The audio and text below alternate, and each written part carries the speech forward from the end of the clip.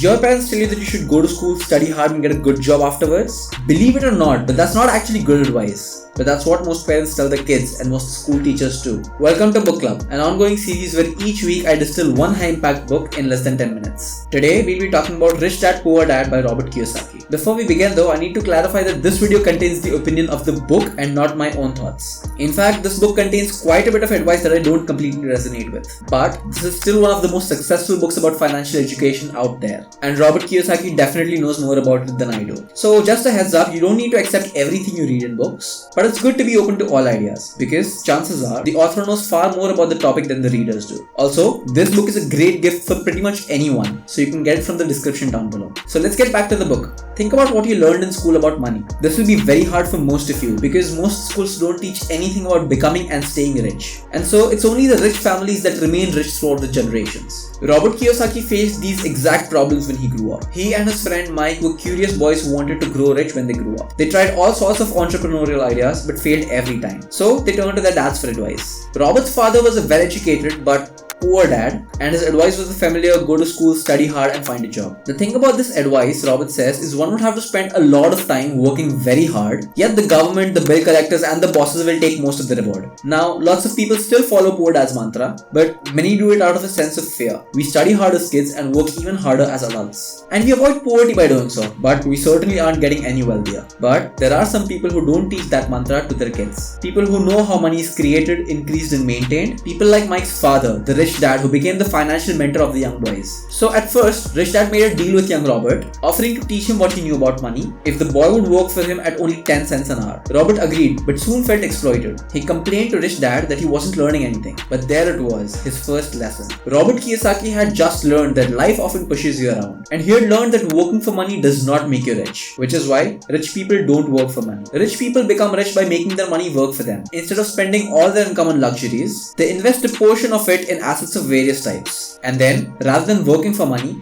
they let their assets make money for them. But that's a difficult lesson for a kid. So this is how Rich Dad explained it to him. One day, he sat the boys down and explained to them that the rich buy assets, whereas the less well-off buy liabilities that they think are assets. An asset is anything that adds money to your wallet. A liability, on the other hand, is something that takes money away. This simple differentiation is very important, and not many people get it right. So let's look at an example. A house is often considered an asset, right? But actually, it's one of the biggest liabilities that you can have. Buying a house often means working your entire life to pay off a 30-year mortgage, and property taxes on top of that, meaning it takes money out of your wallet. Ali Abdal has a great video explaining exactly this concept here. A house bought with a mortgage works against you in two different ways. First, you are guaranteed to have a massive portion of your income taken away from you each month for the next 360 months. Second, those 360 payments could have been invested in much more lucrative assets that actually put money in your wallet. Rich Dad phrased the lesson as simply as he could for the two boys. If you want to be rich, all you have to do is identify true assets and buy them. Rich Dad explains that a poor person's salary goes entirely in managing the immediate expenses like rent, tax and food. A middle class person's salary has to cover the same expenses as well as liabilities like a mortgage, school loans, credit cards and other forms of debt. But for rich people, there's no need for a salary. Their assets bring in enough money to provide for them and often leave them with enough to invest again, like stocks, bonds or real estate you rent to tenants. The result of that reinvestment is that their income goes up once more, meaning the rich keep getting richer. At this stage, you might feel like objecting. It's easy to criticize secure rat race jobs while telling people to acquire assets. But how can you afford to buy those assets if you don't have a job in the first place? The thing is, nobody's telling you to quit your day job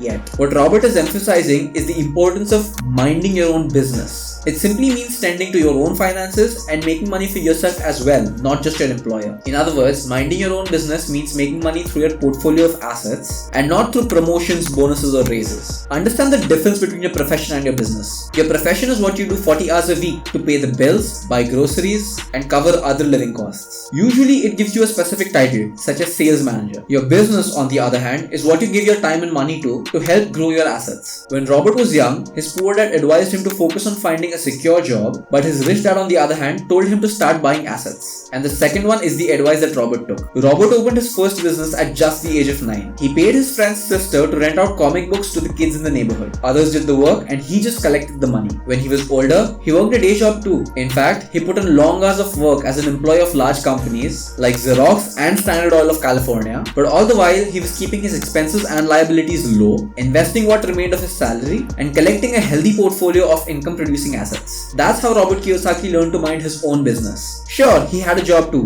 but what ultimately made him rich was the collection of his assets. The time he spent working for companies and investing in assets taught him to think of his assets as his own employees. Every single dollar that he put into his assets was working for him, even making him money while he slept. If you want to get rich, you need to adopt the same attitude. Odds are, your salary won't make you really wealthy, even with all the promotions and bonuses put in. What your salary can do, however, is enable you to buy assets that will in turn make you rich. When Robert was back in school, one of his favorite tales was that of Robin Hood and his band of merry men, the pack of men who stole from the rich and gave to the poor. It was a thrilling story, he thought, but his rich dad disagreed. To him, Robin Hood seemed just like another crook. You see, rich dad blamed Robin Hood for inspiring the tax system that he so hated. Just as Robin Hood took money from the rich and gave it to the poor, so too did the government try to take from the rich and give to the needy. But as Rich Dad explained, they don't usually succeed, as you can see all around you. The way Rich Dad saw it, it was the middle class that ended up shouldering the entire burden of the taxation system. The rich are far too clever and deflect tax with sophisticated tools. One of the tools that the rich use to shelter themselves from the tax system is the corporation. A corporation is allowed to spend pre-tax dollars and is only taxed on what remains after the expenses. Individuals, on the other hand, are taxed first and only then allowed to spend the remainder. This is an important distinction. Imagine if you were only taxed on the part of the salary you did not spend. But that's not the only benefit a corporation offers the rich. When you form a corporation, it limits the amount of money you can lose if your enterprise goes under. Think of it this way. If you are an individual and default on a loan, you need to sell your possessions, declare bankruptcy, and do whatever else the law tells you to. But if a corporation fails and can't repay its creditors, the owners lose their investment, but that's it. No one comes and takes their personal belongings. No one reclaims their houses. Corporations allow the rich to reap huge financial rewards without facing comparable risks. You can start the journey to personal wealth at any point in your life, but the earlier you get going, the better.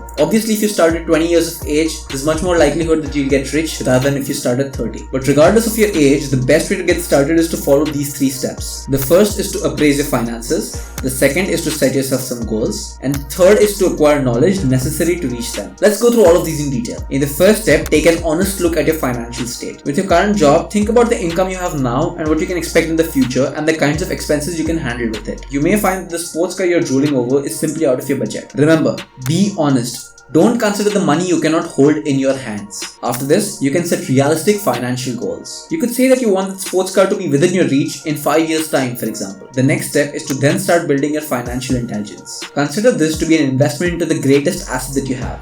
Your mind. Basically, learn how to deal with money. For example, if you're afraid of rejection, try working for a marketing company. While you might not get an amazing salary, you'll gain a lot of sales skills and self-confidence which will help you in the future. You can also improve your finance education in your spare time. Enroll in finance classes and seminars, read books on the topic, and most importantly, subscribe to this channel. The biggest change you most likely need to make is to learn to take risks. In the real world, it's not often the intelligent that get ahead, it's the daring. Unless you're super intelligent to even factor that in. If you don't conquer your fear, you'll allow great opportunities to pass you by. The fear of losing money is so powerful that it prevents people from investing in stocks and assets. Financial intelligence can be boiled down to 2 key ingredients: knowledge and courage. Sitting in Rich Dad's business meetings, Robert and Mike learned a lesson that the schools could not teach them. That is, in the real world, success takes guts, not just hard work. When you combine courage with financial knowledge, you can spot opportunities quickly and make the most out of every single one. So let's talk more about risk. First of all, taking risks in this context means not always being balanced and safe with your money, which is what you'd be doing if you put all your money in a savings account at a bank. Instead of playing it safe, try investing in stocks or bonds. While these are considered more risky than typical bank accounts, they have the chance of generating much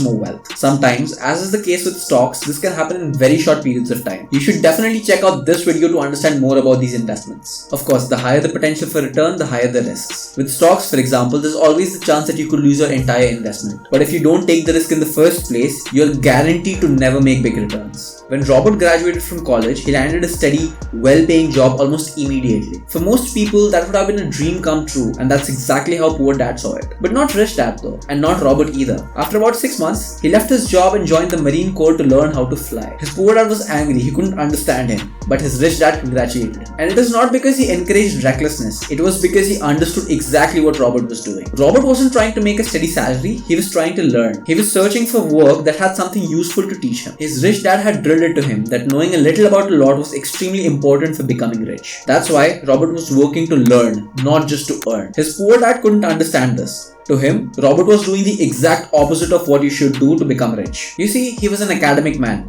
intelligent, well-educated, and with a PhD. In the academic world, the higher up you go, the narrower your scope of study. In much the same way, doctors are often eager to specialize in one single chosen field, like orthopedics or pediatrics, as soon as they graduate. And that doesn't mean nobody should do a PhD. I myself am going for a PhD in astrophysics. The important thing to keep in mind is why you are doing it. If a single percent of your motivation comes from how much you're gonna earn, you need to reevaluate your life choices. For me, the sole reason I want to do a PhD is my passion for the subject. From a financial standpoint, it's usually a bad decision. You need to be damn sure that pursuing your passion is important enough for you to let go of years of time that you could have used to learn about a broader variety of things to help you earn more. So that was it for the book Rich Dad Poor Dad. As always, you can buy the book from the link in the description. I hope you found value in the video, and I'll see you in the next one.